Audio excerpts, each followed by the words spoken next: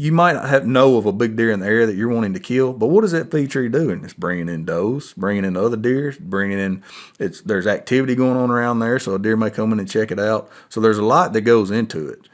That whole midday thing conversation is interesting because, again, you've killed some big deer, like, again, your biggest buck, which, remind me again, what was the official score on that deer? 1230 deer. He was 186 and some change. 186. Coming to feed on a feed tree. I killed him on a nut all acre tree. Okay. So this has come up, I know in one episode, two episodes, some guys. Now I'll say this, on that particular deer you said coming to feed, he checked that tree to see if there were a few acres on the ground, and then you can actually watch him in the video. He kind of moved and he comes to me. So he was moving. He was going to go back to the south of me, but there was more trees to the south. He went up to that one tree. There wasn't nothing there, so he's like, oh, I'm going over to these other ones, and I just happened to be at that one there. Well, you've killed quite a few big deer in and around feed trees, okay? We've had a couple of people talk about in the past that, like, it's not like a consistent pattern where you can consistently kill big deer on feed trees. Mm-hmm. How often, if you had to analyze over the years, like whatever you classify as a good deer, okay, how often, season over season, would you get an opportunity at a good shooter buck on a feed tree? I mean, in all honesty, I'm going to have, usually, I have at least an opportunity or two every year. Okay. Whether I make it count or not, maybe not. Whether I get the shot off or not, but usually I'm having an opportunity at a deer within bow range. Now, me using the recurve of the longbow, obviously I don't get to kill all these deer I see. If I had if I was a rifle hunter, a compound hunter, could shoot 40, 50 yards, I think, I'd probably have a few more deer under my belt. But usually every year I'm getting an opportunity or two at a deer on a feed tree. Well, the reason I bring it up because there's some people say that it's not a good strategy if you're trying to kill mature bucks is feed trees. Some guys outside of Arkansas specific. Arkansas guys will argue parts that they're dead. Well, like I say, those guys they're probably not wrong, but it's just relative to where you're at. It's relative to where you're at. Exactly, but like for your area. You can be extremely successful finding and killing mature bucks. Like, again, a guy, a compound shooter. You got to look at it like this. I mean, if you're an experienced bow hunter in my area, you're hunting the same way I'm hunting. That's just a fact. Everybody's doing it. I'm here talking to you guys, but there's 5,000 people out there doing the same thing, and they're killing deer. Mm-hmm. But you got to think when you're hunting a feed tree, you're not just.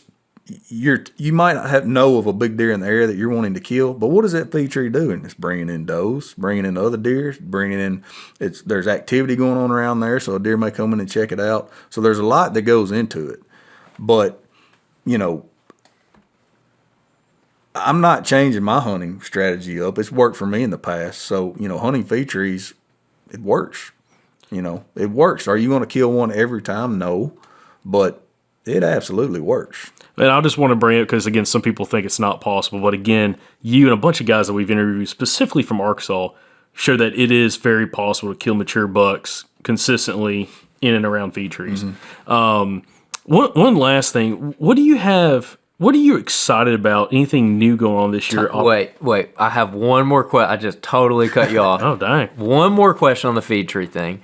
In your travels, we talked about hill country earlier. You've gone to different places and hunted. Have you found success on feed trees in hill country before? It's tougher. Like I say, it's relative. Matter of fact, we were in hill country last year.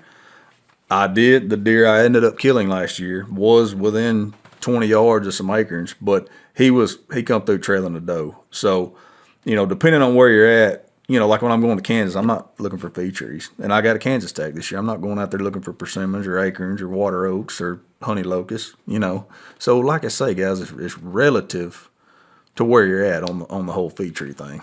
Mm-hmm. Yeah. Do you think that with the hill country thing, do you think that this is just like kind of a debate that you hear is people will say like it just doesn't work in hill country? Like I think it's probably because in hill country they're probably more abundant. Like you might have giant like up in the Ouachitas in Arkansas, it's just every tree's an acorn tree. So the more you have, obviously, the tougher it is. Is it not like that in the bottoms? It is. But, you can, in the bottoms, especially a lot of the areas I hunt, you might have a select cut in there, or you might have a tornado went through and blew a bunch down, and you find the thick areas, and you do have trees that are just produced better than others, and the deer favor them over others. Why they pick that particular tree, I don't know the science behind it, but the sign is obvious. They like this tree better than that tree, so where am I going to set up? Probably this tree.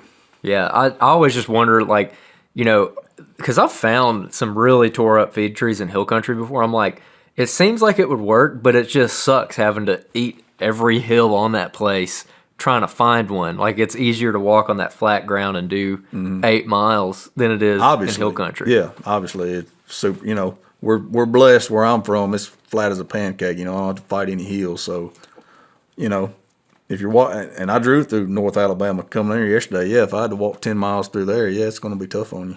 Yeah, no kidding. All right, sorry, cut you off.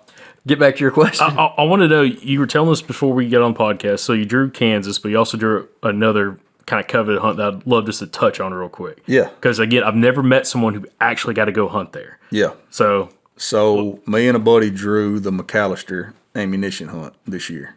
And like I was telling you, I don't know a whole lot about it. I've talked to some people that have hunted it in the past, and we're kind of getting our game plan together. But yeah, really excited about hunting that. Like I say, it's for the most part, you got to get lucky. You get to hunt 2.5 days, I think. I think you get a half a day of scouting, and then you get to hunt for 2.5 days. So definitely trying to do as much homework as I can and talking to guys. And I've talked to a lot of guys that have been a really big help on telling me where they've hunted in the past and where they've seen deer.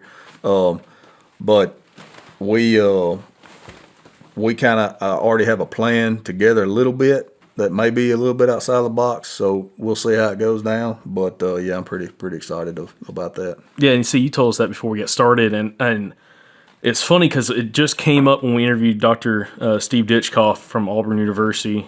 I don't know, the episode came out like 3 weeks ago, maybe 4 weeks ago, and he was talking about like it is by like McAlester Ammunition Plant Facility, however the property's named, anyways, is the best deer herd in the country, huntable population in the country for quality and numbers. Mm-hmm. He's like, it's unmatched for a public use, property against a draw property. And they have an interesting stipulation. It's traditional archery only, correct? That's right. Yeah, it's trad only. Oh, I did not know that. You didn't know that? No, I didn't know that. Yeah, it's traditional bow only. What? That's why they got giants. Oh my God. Yeah. So, and if you look at the success rate, it's not that great because everybody's out there with a recurve. And what you run into, from what I've researched, I think there's a lot of guys that may be from the Oklahoma area that probably don't practice with their recurves very much, but they all try to get the hunt because it's obviously a really good place to be. So you've probably got a lot of guys out there that probably aren't real proficient with their shooting, so yeah, I mean it's still tough. It's going to be tough. That would be me if I drew that tag. Yeah, well, that's still me to this day. I mean, yeah, I mean it's one of those things like Dr. Ditchkoff was talking about. They had collared so many different bucks in that place, and one of them, I think he said when they trapped it or caught it, whatever, put a collar on it, it was like 165, 170 inches, and it lived 2 more years. It was 6.5 years old when they caught it. And he said the second, third year, he kept getting bigger. And he's like, last year, I don't know if he was 185, 195, I don't know. He was huge. We never put our hands back on him until the collar came off. Yeah, and I've talked to a lot of guys, and they've seen some giant deer there. And I hope I see a big deer, but I also feel sorry for that 120-inch 8-point that may walk by me at 10 yards too. Yeah, it's gonna be that'd be such a cool spot. So yeah, I'm glad you told us that because I'm like, man, that is gonna be a cool hunt. Never met somebody who did that.